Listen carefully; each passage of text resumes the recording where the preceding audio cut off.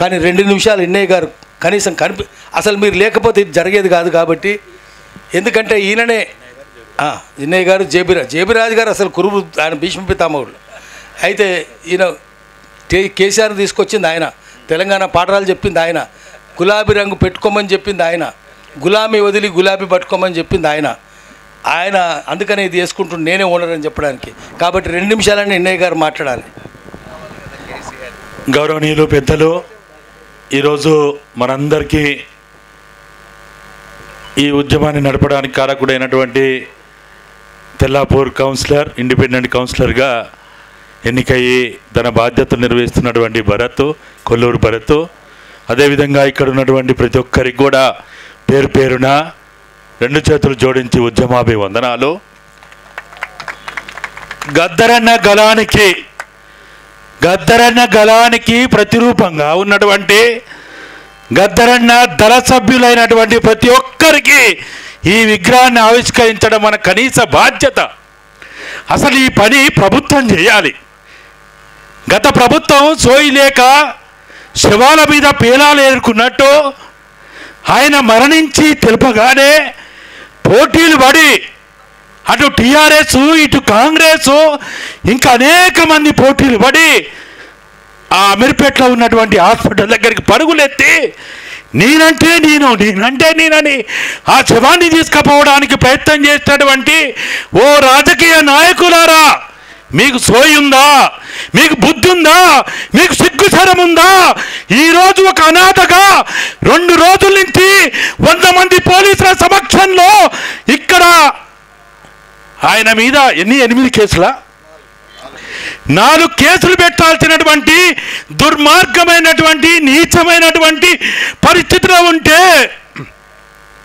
ఇవాళ మంత్రులుగా మీరు కూర్చోవడానికి ఆ ముఖ్యమంత్రి అయితేంది, కేబినెట్ మంత్రులు అయితేంది, గత ప్రభుత్వం అయితేంది, ఇప్పటి ప్రభుత్వం అయితేంది, 1997 నుంచి మొదలుకుంటే నా తెలంగాణని మొట్టమొదటిసారి 6 పాటలు రాసి 6 బుల్లెట్లని బాడీలో శరీరంలో ఎక్కించుకున్నటువంటి మార్చి 8, 9 తారీఖుల్లో 97లో ప్రారంభమైనటువంటి ఆ ఉద్యమాన్ని ఏప్రిల్ 6వ తేదీ నాడు 6 బుల్లెట్లకు గురి చేస్తే ఆనాటి నుంచి ఈనాటి వరకు తెలంగాణ రాష్ట్ర సాధన కోసం పనిచేస్తే ఇవాళ ఆయనకి ఇదా గౌరవం?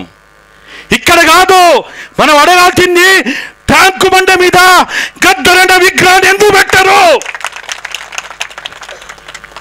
అక్కడ ఉన్నటువంటి అనేక మంది మహనీయులుగా చెప్పబడే వాళ్ళకంటే గద్దరన్న ఏమైనా తక్కువనా?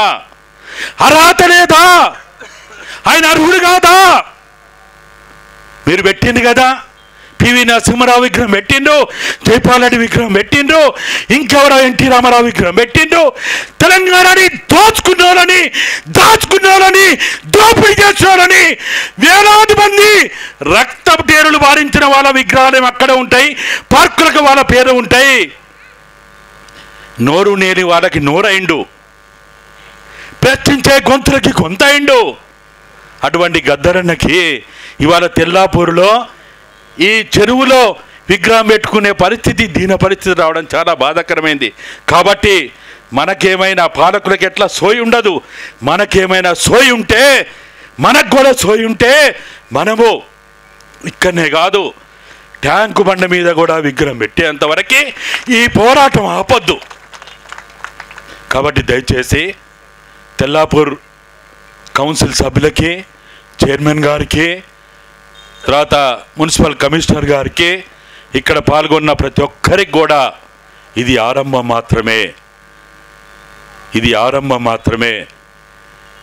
సోయి లేని ప్రభుత్వాన్ని ఎట్లయితే బొందబెట్టామో మీకు సోయి లేకపోతే కూడా మీకు కూడా గతి పడుతుందని చెప్పాల్సిన పరిస్థితి ఉంది. కాబట్టి దయచేసి నిన్న మాకు ఎవరెవరైతే సహకరించిందో శ్రీధర్ బాబు గారు కానీ, పొన్నం ప్రభాకర్ గారు కానీ, దాన కిషోర్ గారు కానీ, గద్దరన్న కూతురు వెన్నెల గారు కానీ, అద్దంకి దయాకర్ గారు కానీ, ఇంకా అనేక మంది అక్కడ మన ప్రభుత్వ సలహాదారుడైనటువంటి పిఎం నరేందర్ రెడ్డి గారు కానీ, మధు యాస్కి గారు కానీ, ఇంకా వేముల శ్రీనివాస్ గారు కానీ మన ముఖ్యమంత్రి ఓఎస్డిగా ఉన్నారు వారు కానీ ఇట్లా ఇంకా అనేక మంది ఎవరెవరైతే మేము సెక్రటరియట్లో రాత్రి 9 గంటల వరకు కూర్చోవాల్సి వచ్చింది. మాకు దీనికి సంబంధించి రాత్రి 11:45 దానకిషోర్ గారి ఓఎస్డి జోగినిపల్లి శ్రీనివాసరావు గారు ఫోన్ చేసి అన్ని అభ్యంతరాలు అయిపోయినాయి, ఇక పని చేసుకోవచ్చు అని రాత్రి 11:45 నాకు పాశమన్నకి ఫోన్ చేసి చెప్పడం జరిగింది. అదేవిధంగా ఉదయం కూడా మున్సిపల్ అధికారులు కానీ హెచ్ఎండి అధికారులు కానీ వాళ్ళందరూ కూడా ఇక్కడికి వచ్చి కలెక్టర్ గారి ఆదేశాలతోటి మున్సిపల్ కమిషనర్ గారు కూడా వారు నిన్న రాత్రి దాదాపుగా 1 గంట వరకు వారు ఇక్కడ ఉన్నట్టుంది. వారు కానీ ఇది సమిష్టి విజయం, ఇది ఏ ఒక్కరి విజయం కాదు, మేము చేసింది ఏం తక్కువ లేదు. గద్దరన్నకి ఎంత చేసినా తక్కువే. గద్దరన్న త్యాగం ముందు, గద్దరన్న పోరాటం ముందు మనం ఎంత 2000 మంది అమ్మానే పిలుపు నోచుకోకుండా జై తెలంగాణ అంటూ వీర మరణం చెందినటువంటి ఆ వీరుల శూరుల కాలి గోటుకు సరిపోం అలాంటి వాళ్ళం. వాళ్ళ త్యాగాలు లేకపోతే తెలంగాణ లేదు. 53, 56, 69 నుంచి మొదలుకుంటే ఇప్పటిదాకా తెలంగాణ సాధించుకున్నాం. పాలకుల మార్పిడి కోసం కాదు, పరిపాలన మార్పు కోసం తెలంగాణ తెచ్చుకున్నాం. కాబట్టి దయచేసి ఈ పోరాటానికి స్ఫూర్తిదాతలైనటువంటి భరత్ కానీ సత్యన్న అయితే ఆయన ట్రేడ్ యూనియన్ లీడర్ ఇప్పటికి కూడా నేను అనుకుంటా సత్యన్నకి ఇంకా తృప్తిగా లేడు. సత్యన్న అయితే మనస్ఫూర్తిగా తృప్తిగా లేడు. కానీ సత్యన్న మనం అంతిమ విజయం మనదే, అది ప్రజల విజయమే. గద్దరన్న గలం సైనికులుగా మనం ముందుకు సాగుదాం, సాధిస్తాం. స్మృతివనాన్ని ఇక్కడ ఏర్పాటు చేద్దాం. మన సుదర్శన్ అన్న కూడా నిన్న ఆయన బాధ అంటే బాధ కాదు. కాబట్టి ఇటువంటి వాళ్ళు చాలామంది, ఒక్కరు కాదు, ఇద్దరు కాదు, అందరు కూడా మన పసునూరు దయాకర్, రవీందర్, వీరందరూ కూడా ఎంతో కష్టపడ్డారు.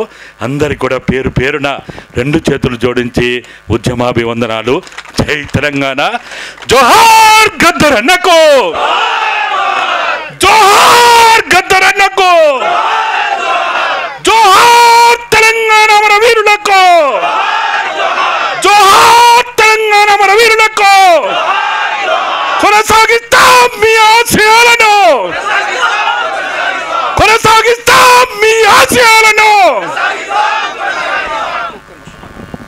మిత్రులారా, ఈ సభ ఇక్కడ అయిపోదు. ఇక్కడ ముగిసిన తర్వాత మళ్ళా సాయంత్రం 5 గంటలకు తెలుగు యూనివర్సిటీ నాంపల్లిలో ఆడిటోరియంలో అక్కడ కూడా గద్దరన్న సంస్మరణ సభ ఉంది. ఈరోజే ఉంది. అక్కడికి కూడా రండి మీరంతా.